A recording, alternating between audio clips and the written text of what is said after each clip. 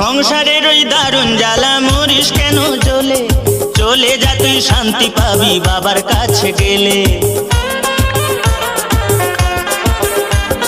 সংসারের ওই দারুণ জ্বালা মরিস কেন জ্বলে, চলে যা তুই শান্তি পাবি বাবার কাছে গেলে।